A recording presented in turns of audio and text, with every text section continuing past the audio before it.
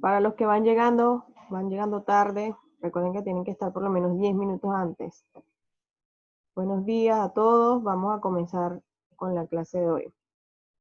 Hoy vamos a comenzar con el tema de histología. Histología puede ser tanto vegetal como animal, es decir, se van a estudiar los tejidos tanto vegetales como animales. En este caso, vamos a trabajar con los tejidos vegetales. Entonces voy a presentarles las diapositivas. Me avisan si las ven.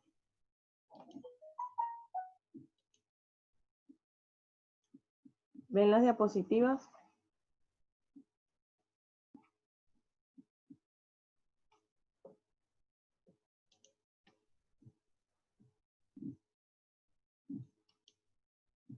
Ok, vamos a comenzar con la clase. Si ven las diapositivas.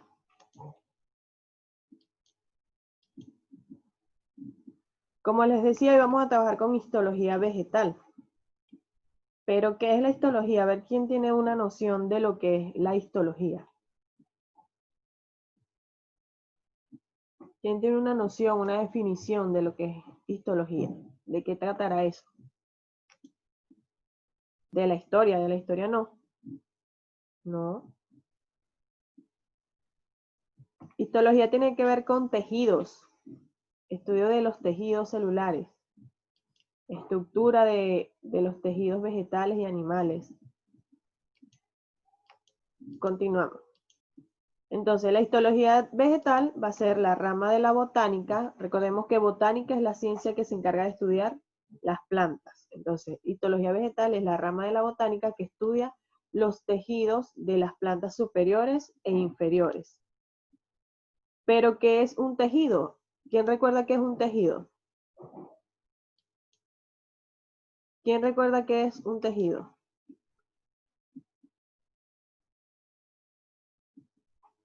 ¿Un tejido qué será?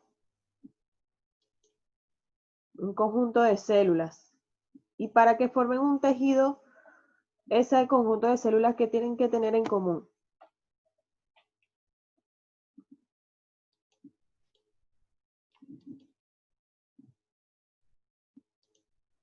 Mismo origen, muy bien. Entonces, un tejido es un conjunto de células de semejante organización y morfología que tengan un mismo origen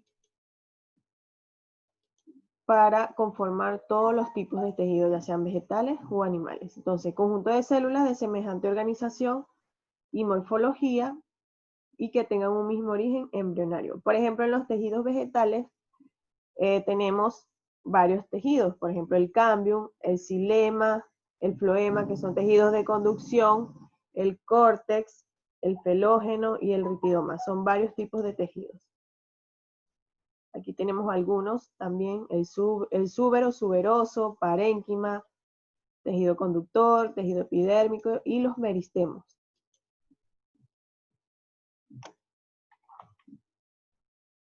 Vamos con la clasificación de estos tejidos. Ellos se van a clasificar según su capacidad de reproducción y por la función que puedan desempeñar sus células. En primer lugar tenemos los tejidos meristemáticos, son los tejidos embrionarios, los pueden conseguir también como tejidos embrionarios. Están formados por células morfológicamente indiferenciadas, es decir, que no tienen una función específica todavía. Su función se va a especializar al momento de dividirse. Cuando se forman no tienen una función definida. Cuando se comienzan a dividir, ahí es que se especializan. Tenemos dentro de la clasificación de los tejidos meristemáticos los meristemos primarios. Estos son apicales e intercalares. Apicales quiere decir que los vamos a encontrar en los extremos. Va a dar origen a las partes jóvenes de la planta. Su función va a ser el crecimiento en longitud en la primera etapa del desarrollo de la planta. Vamos con la clasificación de los meristemos primarios. Tenemos los meristemos primarios o apicales, estos que están acá, meristemos primarios o apicales, que se clasifican a su vez en dos tipos. Los meristemos caulinares, que aparecen en el desarrollo del ápice caulinar, de donde se forma el tallo y las hojas. Es decir, es el botón de donde va Recuerden, las plantas tienen como unos botoncitos, o sea, unos brotes. De allí va a salir el tallo y las hojas. Eso se llama meristemo caulinar. Tenemos los meristemos radicales, que es donde se forma el ápice radical, donde se forma la raíz. Entonces, los meristemos caulinares los vamos a encontrar en la parte de los extremos de la planta, los extremos superiores, y los meristemos radicales los vamos a encontrar en las raíces, va a estar en los ápices de las raíces.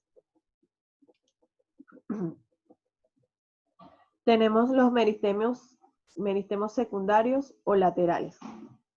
Estos se disponen paralelamente a los lados del tallo y la raíz y forman el cambium y el felógeno. El cambium y el felógeno se van a encargar del crecimiento en espesor del tallo y de la raíz. Son los que van a definir el diámetro del tronco del árbol, el diámetro del tallo del árbol, lo que es el cambium y el felógeno.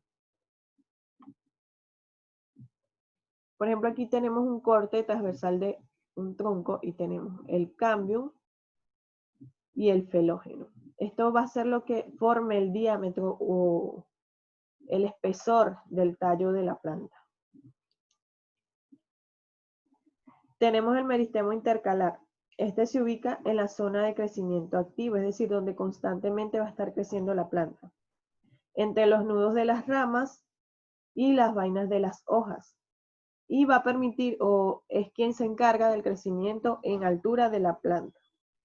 Entonces, repasamos los meristemos primarios o apicales. Unos se encuentran en los extremos superiores, que son los caulinares, y los radicales en las raíces. Los laterales están paralelos al tallo y la raíz, es decir, de los lados, y van a formar el cambium y el felógeno, que dan el diámetro o el espesor al tallo. Y el intercalar es el que va a permitir el crecimiento en altura de la planta. Aquí tenemos algunas imágenes. Tenemos el meristemo apical caulinar, como les dije, en la parte superior, y los radiculares o radicales en la parte baja, en las raíces.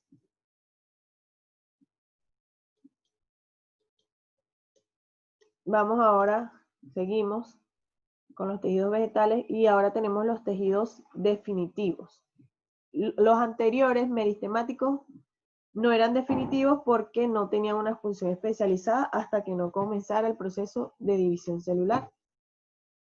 Ahora tenemos los definitivos, que también se le llaman adultos permanentes, es decir, estos tejidos ya tienen una función específica en la planta. Estos no están en constante división. Ya aquí el proceso de división celular para porque ya el tejido tiene una función específica. Está especializado en una función, se originan a partir del tejido meristemático y algunos incluyen células muertas. Estos están formados tanto por células vivas como por células muertas.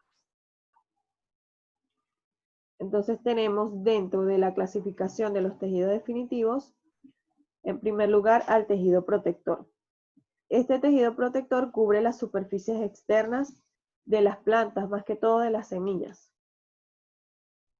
Tenemos el tejido epidérmico, que lo encontramos en la superficie de hojas, raíces y tallos jóvenes. Está formado por células vivas, está revestido por una cutina, es decir, por una capa de cera que va a estar protegiendo a esa parte de la planta de daños mecánicos, agentes patógenos y desecación. Tenemos el suber o tejido suberoso. Este tejido es resistente en tallos, raíces y ramas adultas de plantas leñosas, es decir, lo vamos a encontrar en las partes adultas de la planta.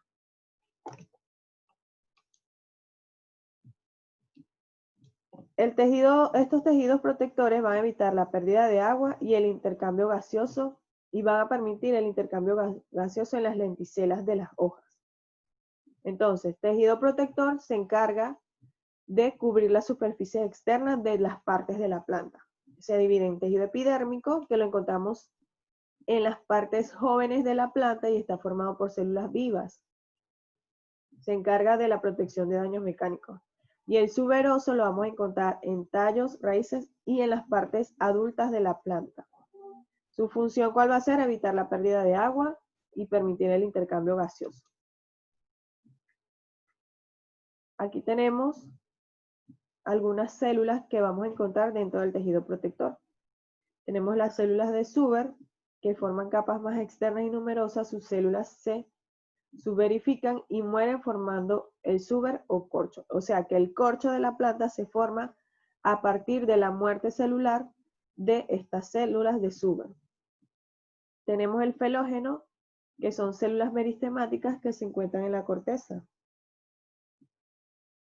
Tenemos las células de la felodermis que se disponen hacia el interior. Continuamos con la clasificación. Seguimos con los tejidos adultos, los tejidos definitivos. Tenemos el tejido mecánico. El tejido mecánico se encarga de dar soporte o sostén a la planta. Este tejido va a formar el esqueleto de la planta, le va a dar solidez, dureza y flexibilidad y va a permitir la resistencia mecánica. Cuando hablamos de resistencia mecánica, ¿qué es lo que se está tratando de evitar allí? ¿Quién me dice? Resistencia mecánica. ¿Qué tipo de daño será ese? Denme un ejemplo de algún daño mecánico que pueda sufrir una planta.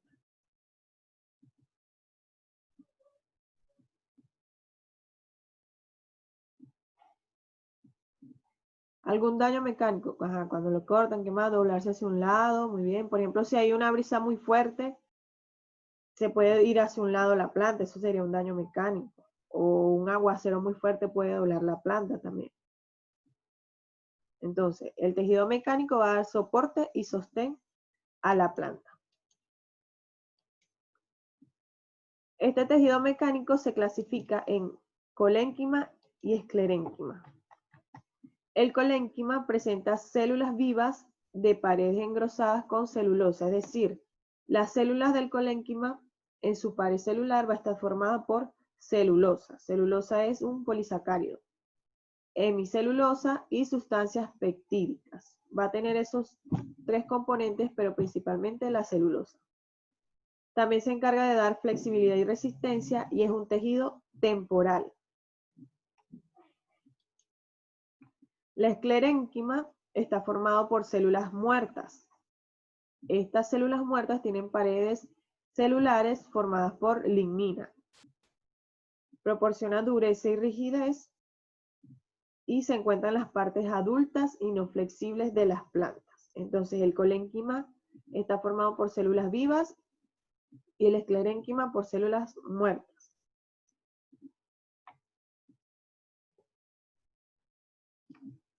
Aquí tenemos colénquima, células vivas y las paredes están reforzadas con celulosa. Ven aquí la pared celular que es mucho más gruesa. Y el esclerénquima lo encontramos en las células, está formado por células muertas, lo encontramos más que todo en las cáscaras de los frutos secos. Allí es donde más vamos a encontrar el esclerénquima.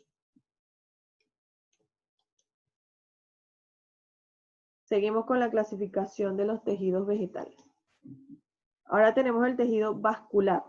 Este tejido vascular es conductor o de transporte. ¿Alguien recuerda cuáles son los tejidos conductores o tejidos vasculares de las plantas? Ya lo han visto antes. ¿Cuáles son los tejidos vasculares o los tejidos conductores?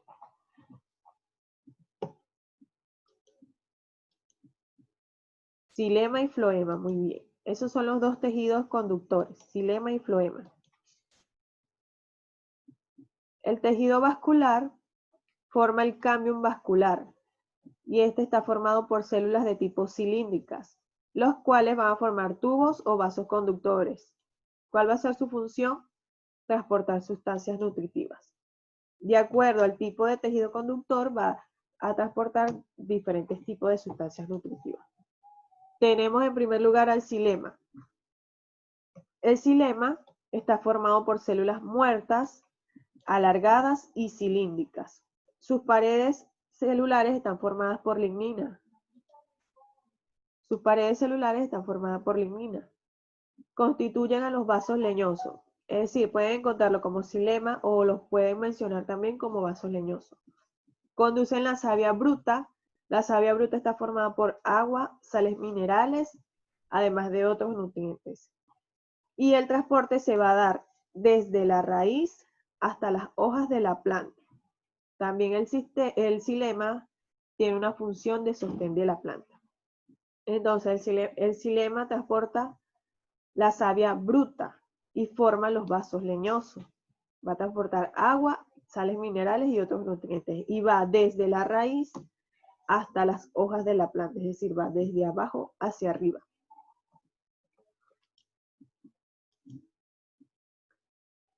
Tenemos el floema, que está formado por células vivas cilíndricas. Vean la diferencia, el xilema es por células muertas y el floema es por células vivas. Forman los vasos liberianos o cribosos. El xilema forma los vasos leñosos, el floema los vasos liberianos. Transportan la savia elaborada. La savia elaborada está formada por sustancias orgánicas, nutrientes y fitohormonas. Va desde los centros fotosintéticos hacia los centros de almacenamiento. A ver, ¿cuáles serán los centros fotosintéticos? ¿Cuáles serán los centros fotosintéticos? La hoja, muy bien. Principalmente la hoja, donde encontramos a los cloroplastos y tiene el pigmento clorofila para que ocurra la fotosíntesis. Esos son los centros fotosintéticos. Entonces, el transporte del floema va desde las hojas hacia los centros de almacenamiento, que puede ser las raíces, puede ser los tallos. Es bidireccional, o sea, puede estar en ambos sentidos, depende de dónde estén ubicadas las hojas.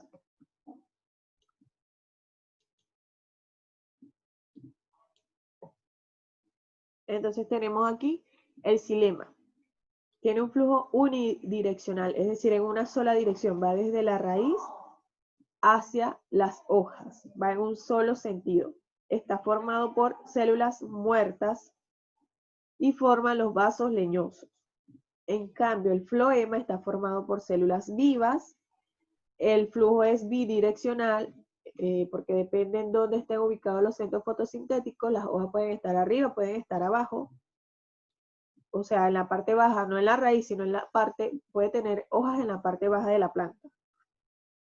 El xilema transporta agua y sales minerales y el floema transporta sustancias orgánicas.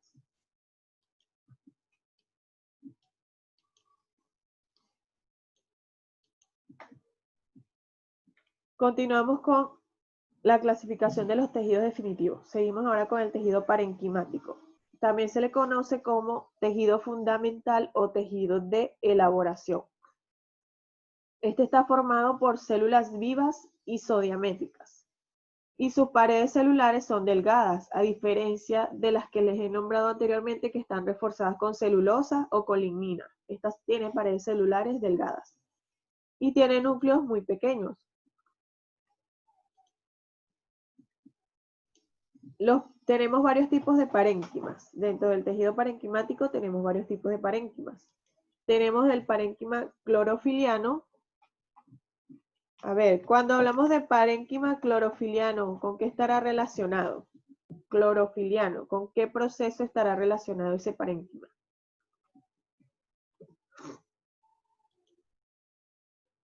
Cloro no, de fotosíntesis, muy bien. Está relacionado con el proceso de fotosíntesis. Entonces, el parénquima clorofiliano va a contar con abundantes cloroplastos que se encuentran debajo de la epidermis, en las hojas y en algunos tallos. Al contar con numerosos cloroplastos es porque va a ser centros fotosintéticos de la planta. Tenemos parénquimas de reserva. Estos son sin cloroplastos, almacenan sustancias inorgánicas y orgánicas en órganos donde no llega la luz. ¿Cuáles serían esos órganos donde no llega la luz? En una planta, ¿cuál es el órgano principal donde no llega la luz? En la raíz, ok, muy bien. Y tenemos, dentro de los parénquimas de reserva, hay otra clasificación. Tenemos los amiláceos, que reservan almidón, aerífero, que reservan gases y aire, acuífero, que almacenan agua, y de relleno, que acompaña a otros tejidos. Por ejemplo, aquí tenemos algunos. Tenemos el parénquima clorofílico, tenemos dos tipos de parénquima clorofílico: parénquima acuífero, que almacena agua; parénquima de reserva, que puede reservar nutrientes o almidón, por ejemplo; parénquima aerífero. Tenemos principalmente 4 tipos de parénquima. Ahora tenemos el tejido nutricio. El tejido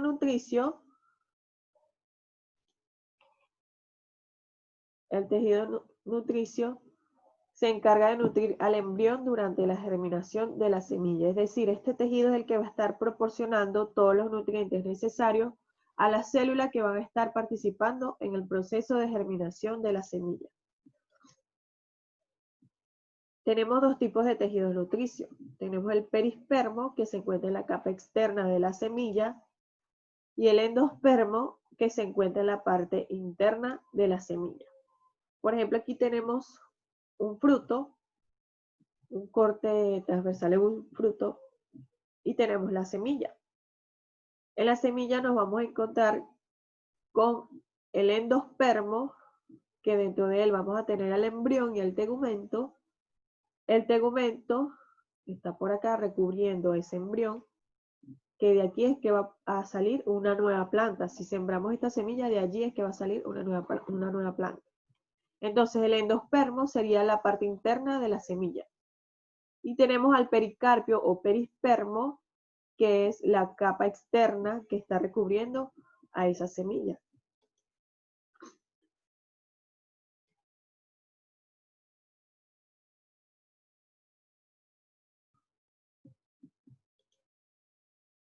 Continuamos con el tejido secretor. Cuando hablamos de tejido secretor, ¿a qué nos estaremos refiriendo? ¿Cuál será la función de ese tejido? ¿Qué hace? Tejido secretor.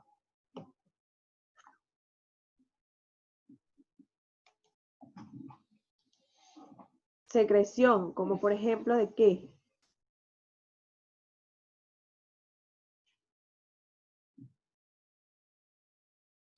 Tejido secretor se encarga de la secreción, se encarga de expulsar sustancias, de producir sustancias. Entonces, el tejido secretor se encarga de la elaboración, almacenamiento y secreción de sustancias. Tenemos varios tipos de tejido secretor. En primer lugar, tenemos el tejido secretor nectario. Este tejido es secretor de azúcares. Es el que segrega el néctar de las flores. Tenemos las bolsas lisígenas, que segregan sustancias de origen lisígeno, es decir, que causan rompimiento celular. Tenemos los tubos lactíferos, que se encargan de la formación de látex. No sé si conocen algunas plantas que cuando parten su tallo o su hoja segregan un tipo de leche. Bueno, esa es por los tubos lactíferos. Esas plantas se llaman euforbiáceas, que forman ese tipo de látex. Tenemos los pelos glandulares, que forman aceites esenciales, por ejemplo el aceite de ricino. Tenemos células secretoras, que forman células oloríferas, y tenemos canales secretores, que forman los canales resiníferos de coníferas. Coníferas son, por ejemplo, los pinos, que van a segregar aceite de ricino mediante los canales secretores y los pelos glandulares. Por ejemplo, aquí tenemos un pelo glandular o pelo urticante. A partir de allí se va a segregar aceites esenciales.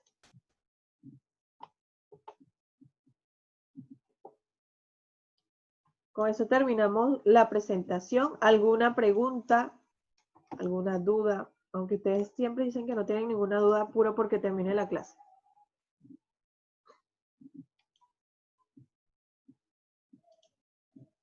¿Alguna duda? Les pregunto yo entonces. Les pregunto yo.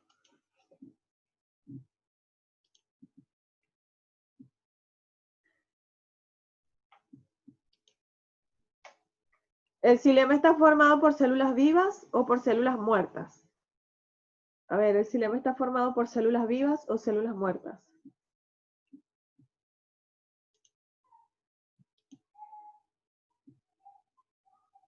A ver, ¿quién tiene la razón? ¿Dicen vivas, dicen muertas? ¿Quién tiene la razón? ¿Por células vivas o células muertas?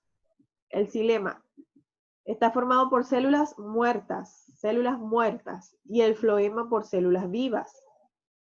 ¿En qué dirección va el transporte en el xilema? ¿En qué dirección va el transporte en el xilema? Les estoy haciendo preguntas del tema. Ahorita les respondo las otras preguntas que me están haciendo. Arriba hacia abajo, no.